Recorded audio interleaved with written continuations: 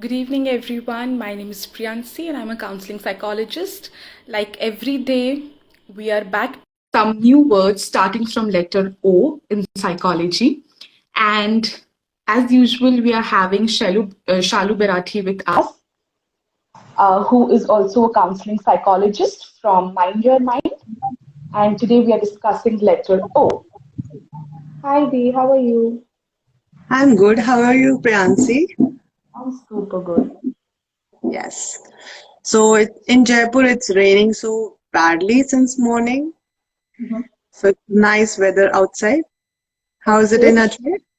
Yeah, it's today it did not rain. Otherwise, from last 2 days it's raining. Oh, really? That's Yeah, nice. Okay. weather is So, good in that. yes. So, Yes. quickly with the aim, let's start. So, I'll explain why we are doing this so that people know why we are doing this series of A to Z vocabs. So, for people to understand, uh, I'm audible, right? Yeah. And okay, all good. Okay. So I want people to, we and me and Priyansi, we both want to know people to know that these dictionary words that we use in day-to-day language, in psychological word that we use in day-to-day language, should not be used so easily, should be known first and then be used. So for that reason, we both are here to let people know exactly what these words mean, and so that we can, it's an insight for everyone, even for us too, that we learn deeper meaning of these words. What do you say, Priyansi? Yes, I definitely agree with you. So basically, the idea is to use such words mindfully and not use them Yes. loosely. And for our viewers to know, we are using these words from the Oxford Dictionary of Psychology by Andrew Coleman. And today we also have a few words from APA, that is American Psychological Association. Okay. So without wasting any time, let's start with our first word. So over to you, Lee. Yeah, so today's first word that normally people use very, casually in their language without any caution, that is OCD.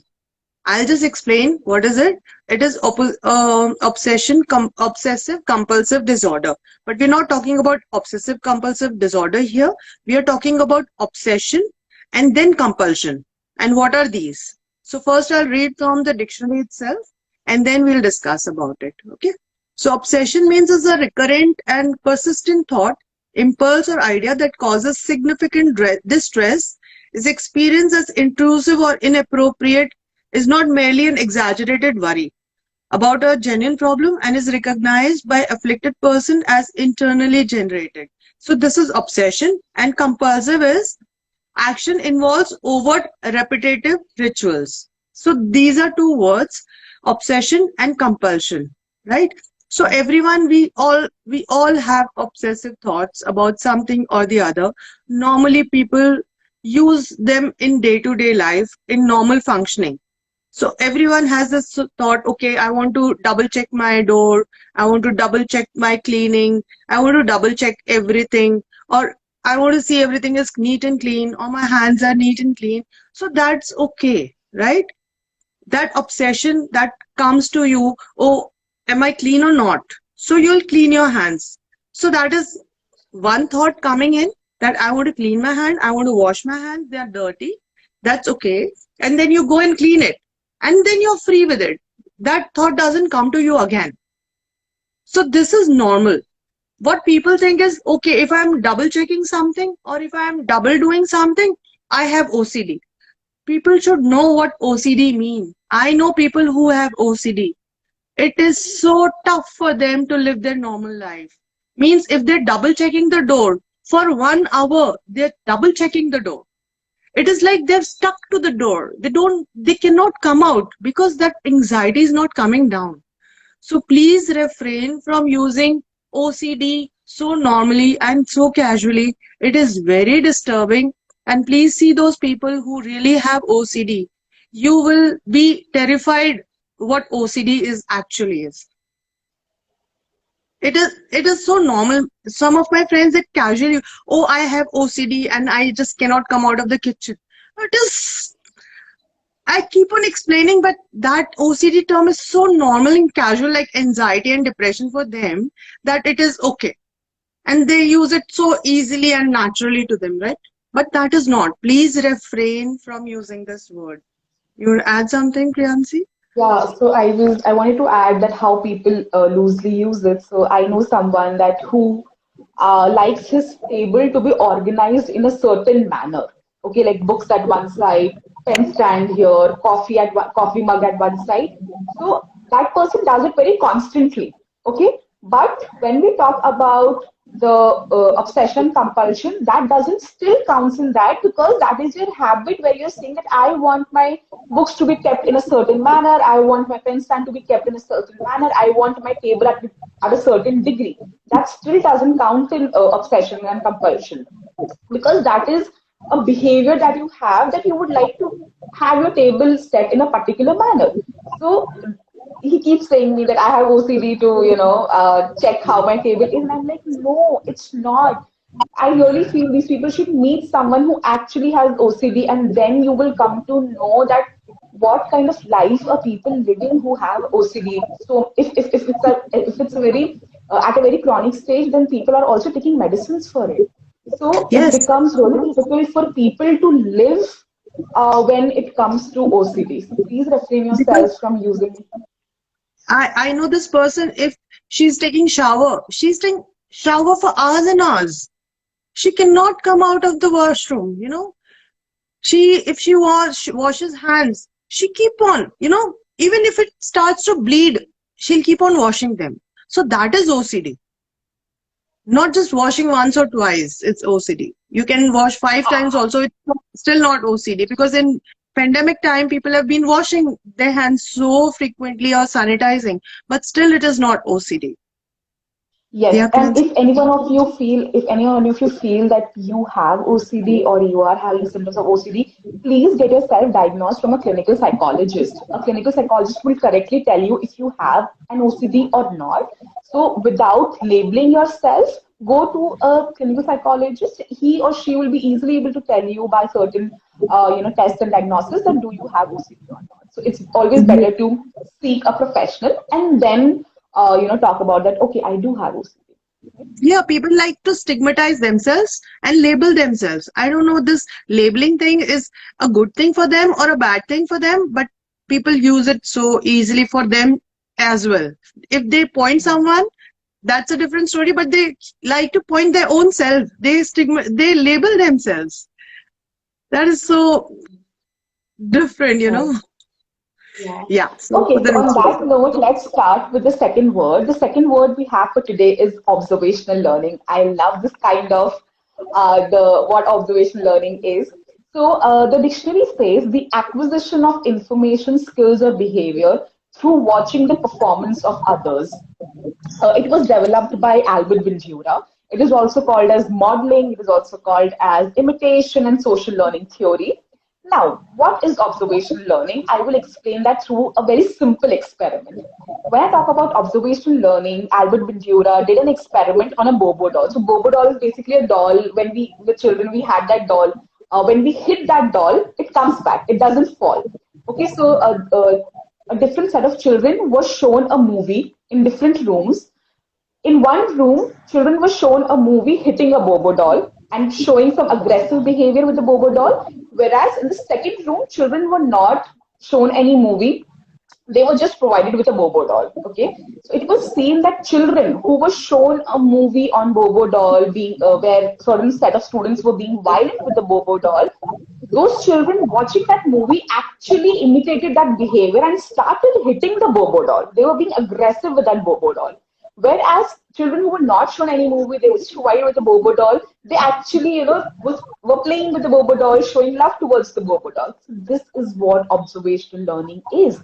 When we talk about children, what children do when they are living at their home, they observe their parents. What are their parents doing? When somebody is showing a maladaptive behavior, how is my parent responding to it? I will observe it and I will learn the same.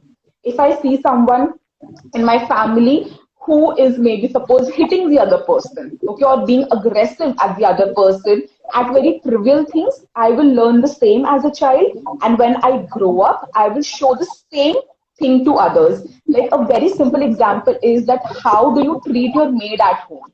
Okay, so if you're someone who treats your maid very, nicely and you keep a regard to the maid, so the child will learn the same. And if you do not do so, the child will learn the same. That do not having a regard people who are maid or who are the supporting who support you supporting stuff, right? So this is what observational learning is, and adding to that, like parents usually say, don't use your phones. You're spending a lot of time on laptops and phones. So parents at that time do not understand that we are the ones whom the child is imitating. Okay. So once we change our behavior, the adult in the family changes the behavior, it becomes easier for the child to understand, to change his or her behavior too. Because the child doesn't listen to you, the child observes. Okay, this is very important. The child doesn't listen to you, the child observes what you're doing and then he or she learns. So if there are any parents or adults who are watching this, please make sure that you do the behavior what you want your kids to imitate. Or if you are an adult, if you are an elder siblings, you do the behavior that you want your younger ones to follow in the family. Yes. Yes, yes, Priyansi, very well said.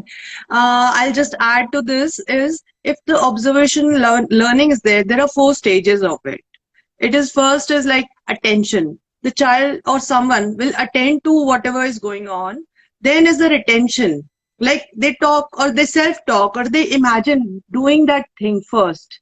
And then there's a reproduction where the child makes that behavior overt, outside. And motivation, when the child is reinforced, means they are, not Again and again, it's told happening. anything or they are rewarded for that. That motivation is reproduced again and again. So these are four stages: attention, retention, reproduction, and motivation. If the child is attending to anything, please be careful what the child is attending, because then if there is reinforcement by not shouting or by not, you know, stopping the child, this get reinforced, means the child says, okay, this behavior is normal, nobody is saying anything to me. So that behavior becomes repetitive. And once the learning is done, it is very tough to unlearn a thing. So it's better, prevention is better than cure. Right, right. Yeah. Yes. Mhm. So the third word, So the third word again is related to mostly for children only. It is oppositional defiant disorder. We'll not be talking about the disorder, but we'll be talking about the behavior. Oppositional defiant behavior. Okay. So I'll just read about the disorder first. It is a disruptive impulse control and conduct disorder of children characterized by recurrent negative, defiant, disobedient, or hostile behavior towards authority figure, or these are signs and symptoms of temper tantrums. It's a long definition. I'll not read the whole thing, but I think with the name, everyone can understand that the children showing tantrums or not following the authority figures. This is called defiant, oppositional defiant behavior. They defy to the rules. They don't want to follow any rules and patterns. Rather, they keep on doing their own. This is like the way they're taking out their anger. And this begins when this typically begins when they are 2 years of age. Like when the child is 2 years age, that child want to do whatever the way he want to do things. But if they are, you know, taught properly or this observational thing is happening properly, children learn not to behave certain thing that way, right? In a negative way, in a wrong way. But if they are not told so, if the environment is not according to what it should be for the children, by the age of 8, they develop this kind of disorder that is called oppositional defiant disorder. So it is good time before 8 years, if you can correct your child's behavior so that the child doesn't show temper tantrums or anger behavior or annoying people or misbehaving or being very touchy or getting annoyed for small little things or just always being vindictive or leading to impairment. this really leads to impairment in social and behavior, because that child would not interact, or would not, the parents won't take that child out because they'll see, oh, this is not this child is not good to go out, so we'll not take. So it is like, it is like a reinforcement that the child don't have to go out, so he keeps on repeating that behavior. If the child is in social setting, then the child is learning according to society also. So parents have to be very, very careful until the age of 8 if they can correct their children's behavior. This will not lead to a disorder. You want to add something, Priyansi? Yeah, so when I talk about this, I think that when you are a parent, it's your very first step that what kind of behavior are you showing to your children? What kind of, learning you are giving to your children? We usually say that, oh, the child is like 2 years of age, 1 years of age. Let's fight in front of the child. He doesn't understand, she doesn't understand, but we do not know the child does understand, and we had talked about it already in the previous live sessions that how even if the child is um, 1 year of age or 1.5 or few months, the child does understand things. It's just that he or she cannot communicate it to you, but the child does understand things. So it is a request from the adults in the family, whatever you are doing in front of the child, whatever behavior you are showing to the child, it's very important to check yourself first, and then ask the child to reinforce the same behavior. Yeah, Yeah, because that's what I it think when the children they learn, it is 3% we learn verbally. It is 97 we learn through observation. So we have to be very careful what the child is observing. Okay. Right, right. So the next, And yeah. also, all the viewers who are watching, if you have any questions on that note, we had talked a lot about parents and adults in the family today. So, anybody having any questions or feedbacks, or you want us to add something, please feel free to drop in your comments. Yeah. Okay. So, on that note, the fourth and the last word for today is overt behavior. When I say overt behavior, the dictionary says denoting that is not hidden or directly observable. Behavior that is explicit, something that is seen. So overt behavior means a behavior that can be easily observable. For example, I'm smiling right now, overt. Okay, I'm speaking right now, overt. I walk, I dance, I run, overt. Something that other people can observe in me. My facial gestures, my body gestures. So all of these things are easily observable. Hence, they are called as overt behavior. And when I talk about the opposite of overt behavior is covert behavior. Covert behavior is something which is not observable. Okay, that is covered, that is hidden. So, for example, like I'm imagining something now, I'm thinking any mental processes that are going in my mind. So that will come under covert behavior because you cannot observe them. The other person cannot observe them. So, one thing to notice here is that it happens on the stimulus and response. Okay, a stimulus is coming to you from the environment and you're responding to it. So what kind of response are you giving to it? Is it covert or overt? So it depends upon the stimulus that is coming from the environment. And our covert behavior produces our overt behavior. Now I'll explain that through an example. Like suppose you ask me to shake hands right now. Okay. So now I will have a thought. Should I shake hands with Shaludi? Are her hands sanitized? Is it okay to shake hands with Shaludi? So that is my covert behavior. I'm thinking. You cannot see that I'm thinking. I'm having a doubt that whether should I shake hands with you right now. Okay. Then I give a thought to myself that okay, I can shake hands with her. I know her pretty well. She has sanitized her hands, and I shake hands with you. Overt behavior. Okay, I am shaking hands. Now you can see that I am shaking hands with you. So overt behavior. This is how covert behavior produces our overt behavior. So yeah, that's Yeah. So I think it is both ways. The covert behavior produces overt behavior, and the overt behavior produces covert behavior. Means if I see you and then I have my thoughts. Okay. So this is the first impression of Priyansi, and now I have thoughts. So that is from overt to covert. So next time I have these covert behaviors, I have these imagination about you. Now next time when I behave with you, that's an overt behavior second time. Then I will have first, I know about you, now it's the behavior. So it is a cyclic form, overt with covert and covert with overt. Yeah. Completely agree. Yes, so on that note, I'll just give a quick recap of the four words that we did today. We talked about obsession and compulsion. Second, we talked about the oppositional defiant behavior. Third, we talked about observational learning. And fourth, overt and covert behavior. So anyone having any doubts in the audience, please feel free to drop in your comments and your feedbacks. And yes, thank you, Shalini, for being here. Tomorrow we'll be back at the same time with letter P. And yes, let's wrap it up. Thank you, Priyansi. Thank you, everyone, for joining in.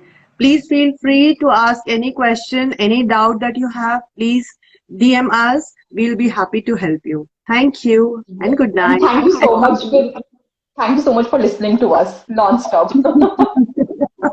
Thank you so much. Ciao.